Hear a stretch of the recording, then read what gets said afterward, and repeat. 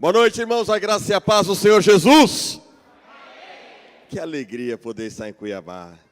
Mais uma vez, saudades do pastor Marinho de tocar. Quando eu entrei no carro do pastor Marinho, comecei a apertar ele. Falei, é de verdade. A saudade é uma alegria tão grande, irmãos. Poder caminhar com o pastor Marinho, tenho como pai espiritual, mentor, discipulador querido. E eu não estou sozinho, né? Então, trouxe o discípulo também. Pedi que fique de pé, o Caio. Tira a máscara rapidinho, só para o pessoal ver como você é feio.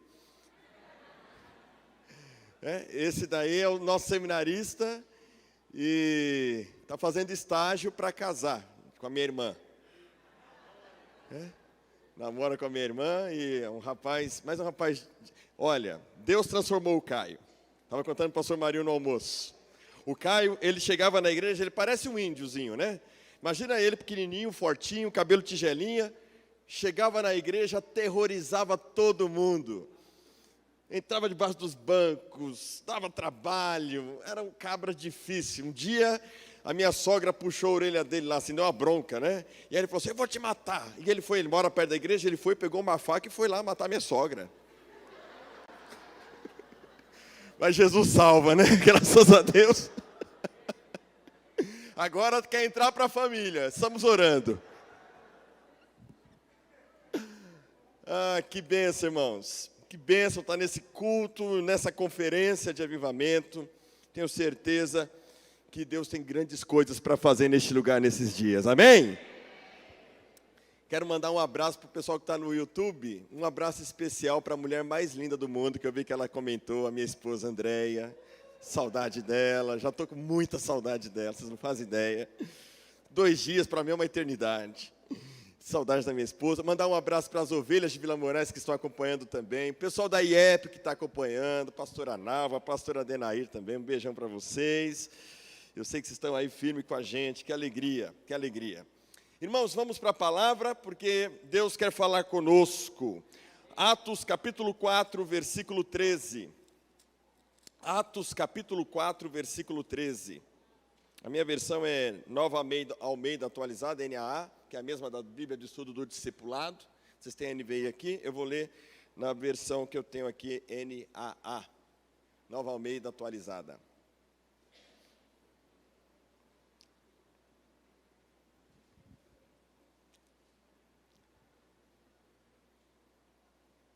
Rapaz, o cara da mídia já fez aqui a mudança. Show de bola, hein? Diz assim a palavra do Senhor. Ao verem a ousadia de Pedro e João, sabendo que eram homens iletrados e incultos, ficaram admirados e reconheceram que eles haviam estado com Jesus. Amém? Irmãos, este é um tempo de avivamento. E eu quero pensar com vocês sobre os processos de Deus na vida do apóstolo Pedro. Esse texto é uma síntese do que é um homem que experimenta um avivamento. E nós queremos falar deste avivamento pessoal, dessa experiência com Deus. Porque nesses 1 ano e meio de pandemia, agora nessa expectativa do pós-pandemia, Deus nos convida a crescermos depois desse tempo de crise. Crise de fé, crise que nós tivemos financeira, diversos tipos de crise aconteceram. Para nós nos tornarmos discípulos avivados, discípulos cheios do Espírito Santo. E eu creio que não seja possível falar de avivamento e ignorar essa crise que nos abateu ao longo desses tempos de pandemia. Por isso eu quero pensar com vocês o seguinte, Pedro, as crises que precederam um avivamento. As crises de Pedro, irmãos, têm muito a nos ensinar e culmina com uma experiência de avivamento. E o meu desejo é que Deus fale profundamente ao seu coração, para que você, abrindo essa conferência, você possa experimentar dias poderosos de despertamento, de direcionamento, de cura, de renovação, de visão, de direção para a sua vida. Eu creio, irmãos, que Deus quer fazer. De repente você está aqui pensando assim, pastor, eu tô querendo mesmo, eu sinto Deus, mas eu quero algo mais. Eu estou como uma terra seca. Mas há uma promessa de Deus em Isaías, capítulo 44, versículo 3, que diz assim, porque derramarei água sobre o chão sedento, e torrentes sobre a terra seca. derramarei o meu espírito sobre a sua posteridade e a minha bênção sobre os seus descendentes. Deus quer se derramar sobre nós, e não é pouco. Deus derrama de maneira torrencial, abundante, poderosa. Por isso, irmãos, o apóstolo Pedro, o discípulo de Jesus, enfrentou muitas crises que desembocaram nesse avivamento pessoal e numa missão direcionada por Jesus. Pedro, ele precisou aprender a amar a Jesus, não pautado no seu desempenho. Precisou aprender a amar a Jesus, não pautado naquilo que ele acreditava segundo as suas expectativas. Ele precisou morrer e nascer de novo e ter esse avivamento pessoal. Eu creio que Deus, ele está nos amadurecendo como igreja, nos amadurecendo como indivíduos nesses tempos difíceis. E que não é o fim, é apenas o começo de coisas grandiosas que Deus tem para nós. E eu quero pensar com você então sobre essas crises. A primeira crise está em Lucas capítulo 5, versículo 1. Nós temos lá em Lucas capítulo 5, versículo 1 a 11, a história, irmãos, uma das histórias mais poderosas, chamada pesca maravilhosa. Os primeiros discípulos de Jesus. O que nós temos ali?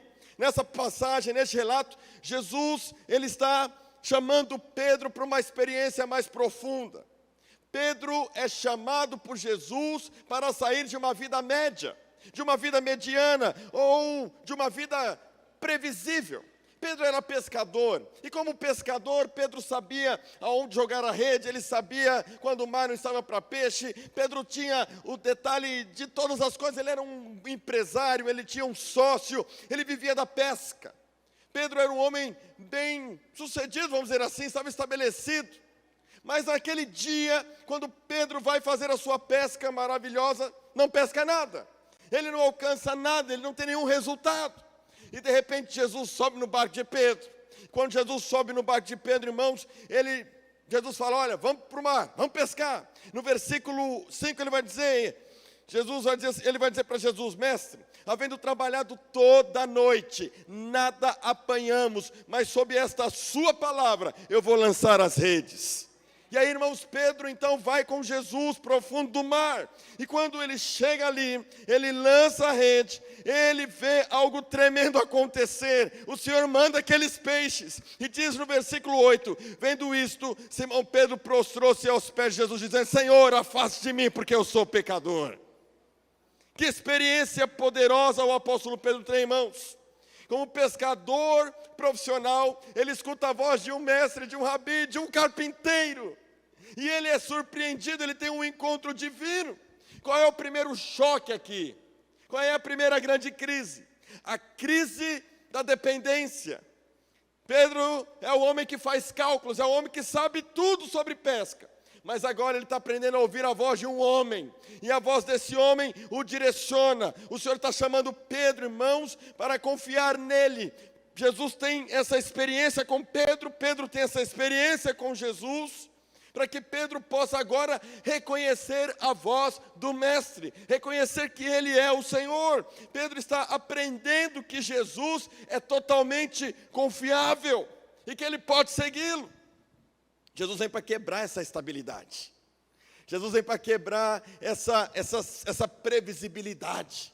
E libertar Pedro dessa segurança, dessa confiança em si próprio. Pedro está no controle. Mas se a gente está falando de estar nos braços do Pai, se a gente está falando de avivamento, de confiança em Deus, irmãos, nós estamos assumindo uma identidade de filho. E para ser filho, tem que ter a certeza de que o Pai está no controle. Confiar no caráter desse Pai maravilhoso. Pedro tem que abrir mão do controle. Mas não é uma opção para Pedro, irmãos. Aliás, não é uma opção para nenhum de nós. Quem disse sim para Jesus aqui? Quando você disse sim para Jesus, o Senhor te chamou para liderar. O Senhor te chamou para influenciar. O Senhor te chamou para fazer discípulos. O Senhor te chamou para gerar, para frutificar. Jesus, Ele está na nossa experiência, na nossa vida. Quando você diz para Ele, a temperatura começou a ferver, a água começou a esquentar. E Ele convidou você para ser um pescador, como Ele disse para Pedro, Pedro, doravante serás chamado pescador de gente, pescador de homens.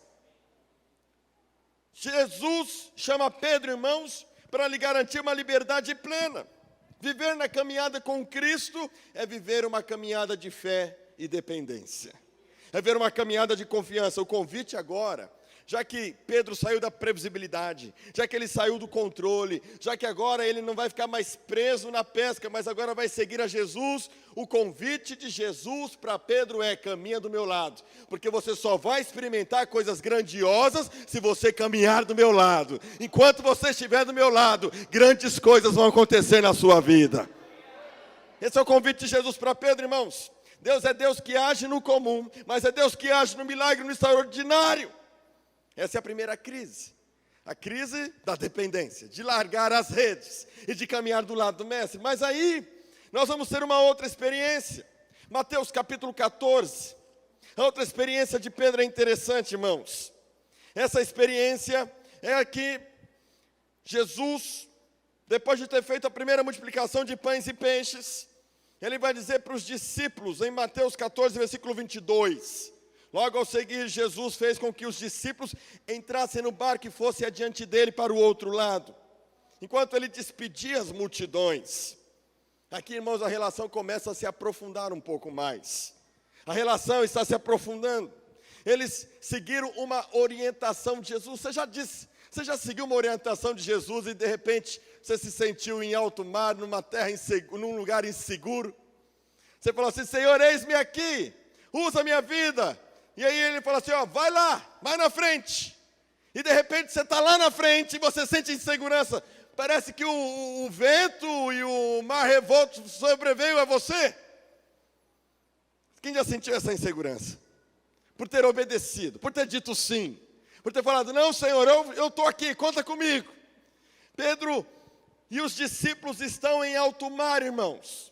E a Bíblia diz que é alta madrugada. Versículo 25, de madrugada, eles estavam ali naquela noite fria, diante daquele mar revolto, diante da instabilidade.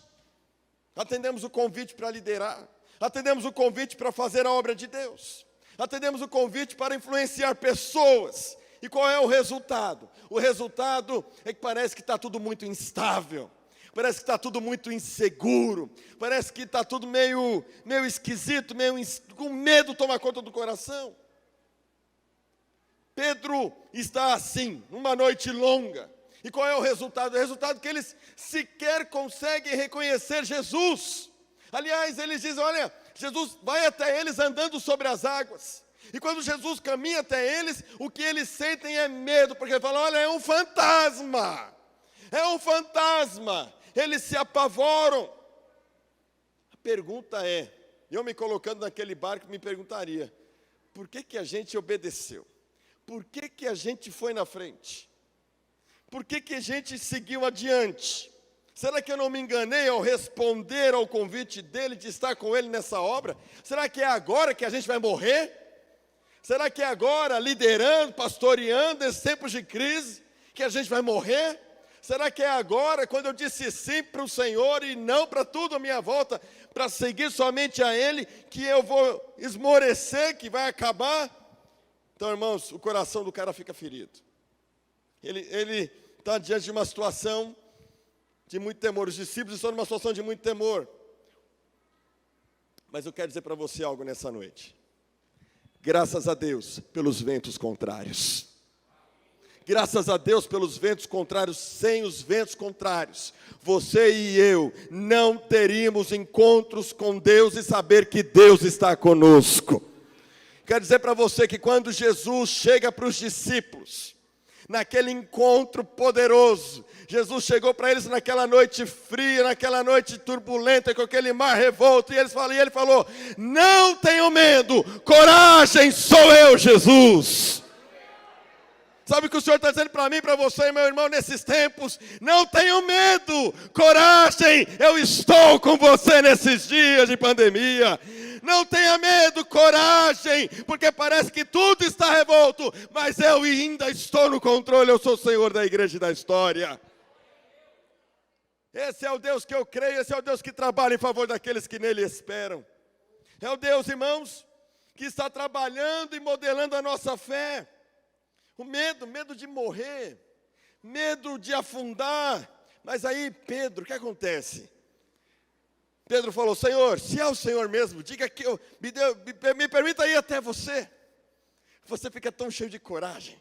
E então Pedro sobe, irmãos, no mar. Ele sai do barco, ele coloca o pé sobre aquelas águas. Mas eu não me lembro de nenhuma parte da Bíblia dizer que o mar deixou de ser revolto.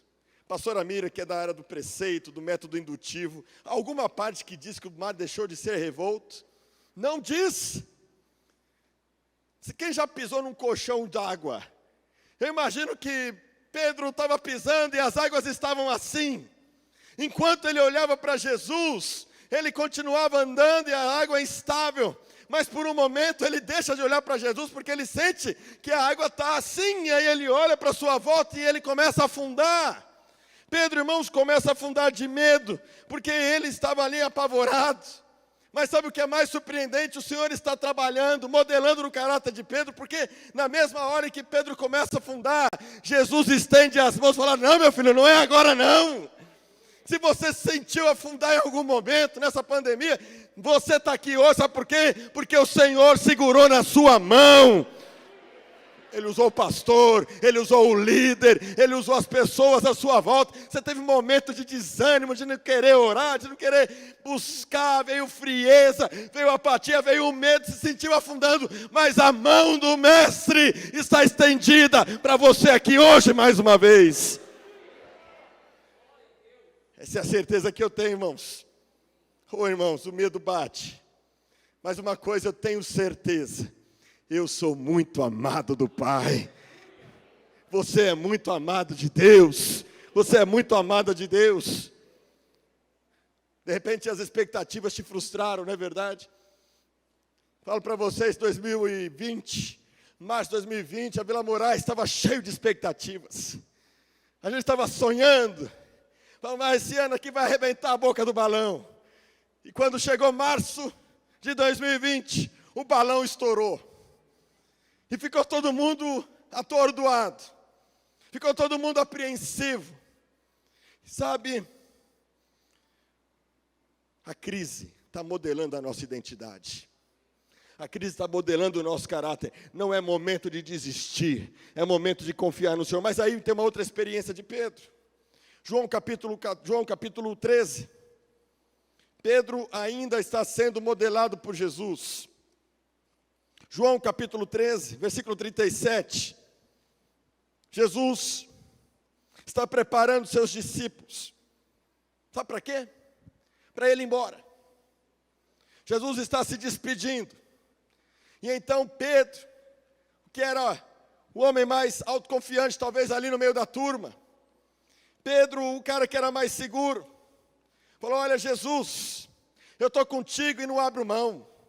Olha, Jesus, por ti eu darei a minha vida. Por ti eu vou me entregar. Se for o caso, aonde você for, eu vou estar com você.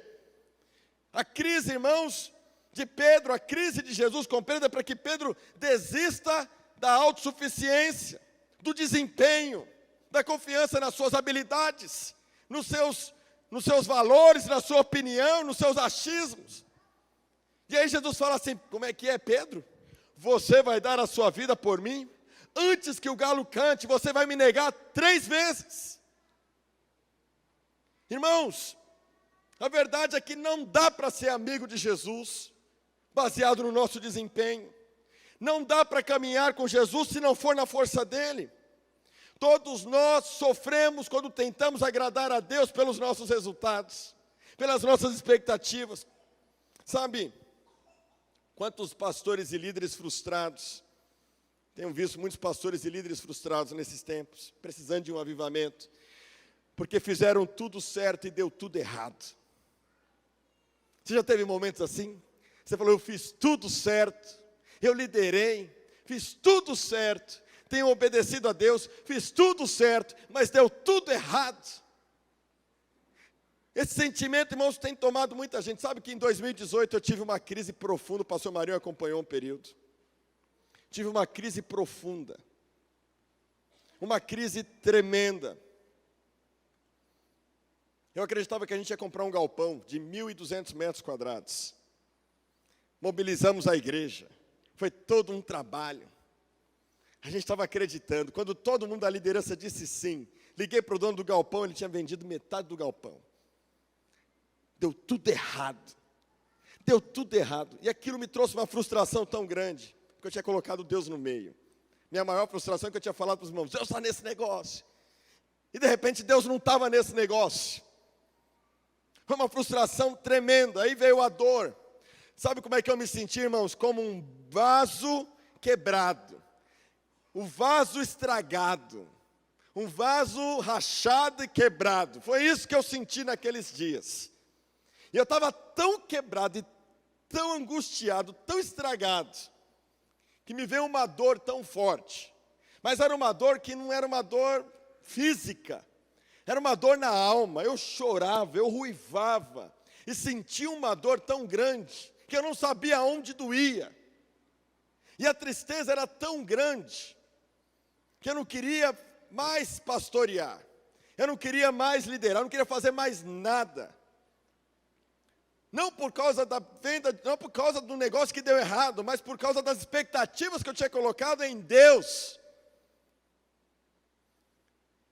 Sabe, conheço muita gente assim. De repente você é essa pessoa que está aqui nessa noite. Você que está assistindo pela live, acompanhando. Você colocou muitas expectativas em Deus e de repente deu tudo errado. E por algum momento você sentia que podia falar como Pedro, Senhor, por ti darei a minha vida. Por ti, Senhor, eu vou dar tudo. Mas sabe o que aconteceu, irmãos? Nós oramos para a pandemia ir embora. No dia seguinte, todo mundo estava confiante. Nós vamos orar, nós vamos jejuar. E amanhã a pandemia vai embora, mas ela não foi. Nós oramos para Deus curar. Confiamos, não, determinamos, cremos na cura. No dia seguinte, ela morreu, ele morreu. Não veio a cura. Ficamos confusos. Descobrimos que nós não manipulamos Deus. Foi difícil para muita gente. Células foram fechadas. Líderes se frustraram. Falaram assim, nunca mais vou liderar uma célula. Pastor, não conta comigo mais não, eu estou cansado, eu estou esgotado. Esse povo é difícil, trabalhar na obra é difícil. Muita dor. Tudo aquilo que você entendia de Deus, de obra, foi colocado à prova. Você ficou frustrado, esgotado, veio a dor, irmãos e irmãs. Mas eu vou dizer uma coisa para você, uma coisa que Deus me fez entender com tudo isso, porque eu estava como Pedro, por ti darei a minha vida e não abro mão, e no momento mais crítico, eu estava como que Pedro dizendo, olha, você conhece? Não, não conheço, não estou reconhecendo, não sei quem ele é, nunca ouvi falar. Veio a dor, veio a angústia, sensação de frustração. Mas sabe o que eu aprendi? Que Deus me ensinou. E de repente você está aqui hoje falando, pastor, eu estou nessa conferência porque eu quero um avivamento pessoal. Mas eu estou igual o que o senhor está falando aí. Vou te falar uma coisa. Você nunca saiu das mãos do oleiro. Você nunca saiu das mãos do oleiro. O vaso estragou na mão dele, porque ele viu que tinha algo para modelar no seu caráter. Ele tinha algo para quebrar e fazer de novo.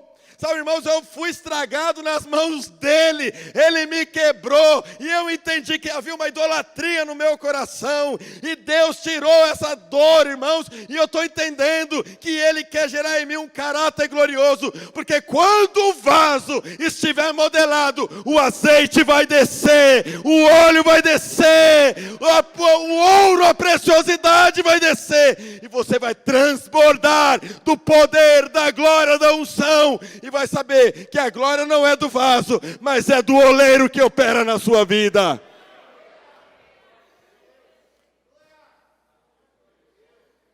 Mas precisou Pedro entender isso,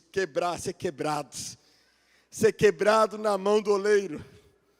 Foi preciso, irmãos, porque o resultado foi negação. O medo do fracasso, o desejo de ver o fruto, a ânsia de provar algo para Deus, para o líder, para mim, para alguém. Às vezes a gente está fazendo a obra de Deus e não está entendendo que é Deus que faz, não é a gente. Ele tem que deixar o vaso estragar. Tem que deixar o barro ser quebrado, irmãos. Tem que ter um burnout, tem que ter uma crise de ansiedade, para você ficar pianinho. Para você voltar para o lugar certo. Para você chorar nos pés do Senhor. Mas aí não termina. Pedro nega. Ele vê Jesus ao longe, diz o texto que ele fica ao longe, negando Jesus. E agora onde é que está Pedro, irmãos? Pedro está amargurado, Pedro está triste, Pedro está frustrado, Pedro está decepcionado. Com ele mais outros discípulos. João capítulo 21 vai dizer que Pedro, que era um pescador de gente, agora vai começar a tentar voltar para a vida velha. Tenta fazer de novo o que Deus já falou para ele que ele não vai fazer mais. Sabe por quê, irmãos? Ele pesca e não pesca nada.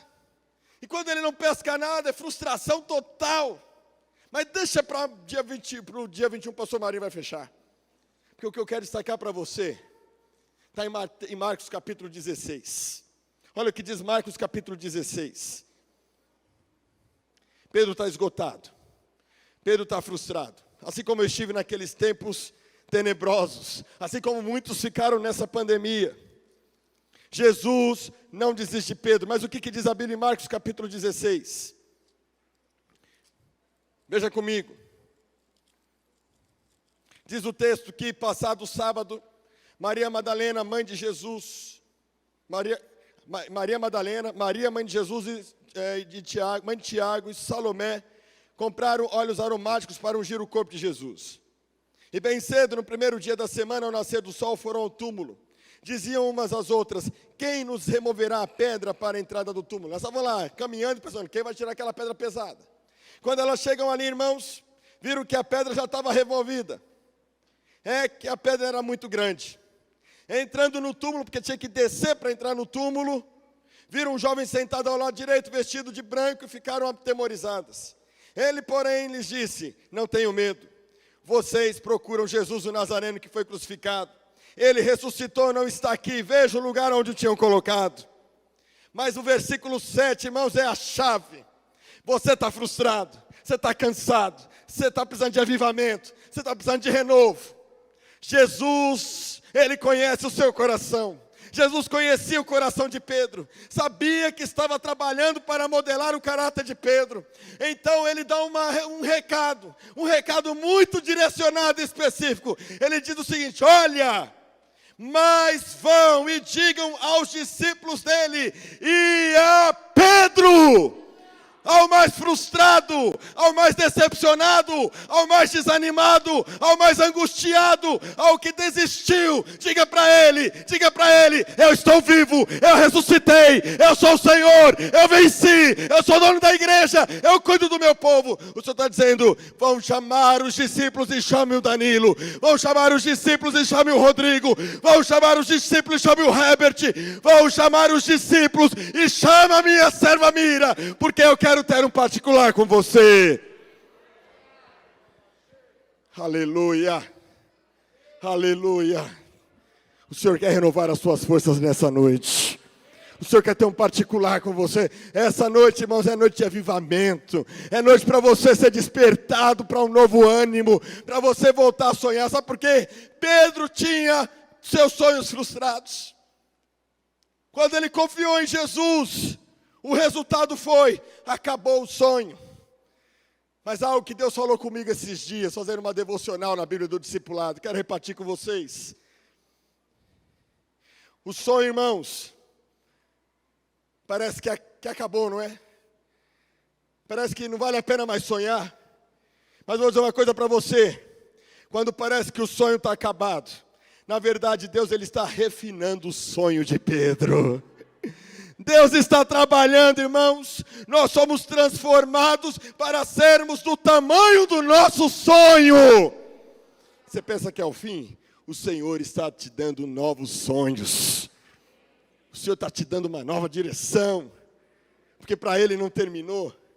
Para Ele é só o começo. Para Ele é o começo. É o começo de algo grande que o Senhor vai fazer na Imel Cuiabá. É um começo de algo grande que Deus vai fazer em Altos da Glória, em Doutor Fábio. É algo grande que Deus vai fazer em Levercher. É algo grande que Deus vai fazer, irmãos, em Cuiabá, em toda a cidade, no Concílio Centro-Oeste. O sonho não acabou. Eu é que sei que pensamentos têm a vosso respeito, diz o Senhor. Pensamentos de paz e não de mal, para vos dar o fim que desejais. Então me invocareis, passareis a orar a mim, e eu vos ouvirei. Serei achado de vós, diz o Senhor, e farei mudar a vossa sorte. Sabe quando? Quando vocês me buscarem de todo o vosso coração. Tempo de buscar. É tempo de buscar. Pedro agora não tinha como fazer mais nenhuma promessa. Pedro não tinha mais como confiar em si próprio. Pedro estava acabado, desmontado. Não tinha mais como prometer mais nada para Deus. Mas sabe o que é o mais lindo, irmãos? Atos capítulo 2, 3 e 4. A crise levou Pedro para o avivamento. Atos capítulo 2. Estava lá Pedro no capítulo 1 orando. 10 dias com um grupo de irmãos. Mas aqueles irmãos não desistiram. Pedro então experimenta. Línguas são distribuídas entre eles. O Espírito Santo se manifesta sobre eles. E Pedro agora, irmãos, o homem que tinha medo, que tinha negado Jesus, no capítulo 2 está pregando a palavra, está declarando que Jesus Cristo é o Senhor, anunciando as coisas grandiosas de Deus, as maravilhas de Deus. E você sabe o que vai acontecer? Vai acontecer que ele vai para o Sinédrio, ele vai ser interrogado, e vão falar, peraí, quem é você? Você conhece Jesus? Ninguém vai perguntar nada, aliás, vão olhar para ele e vão falar assim, quem são esses homens iletrados e incultos? Eles são iletrados, eles não sabem falar, eles não têm ciência, mas eles reconheceram que Pedro havia estado com Jesus. Quem quer ter essa experiência com o Senhor nessa noite? Vamos ficar de pé? Feche os seus olhos.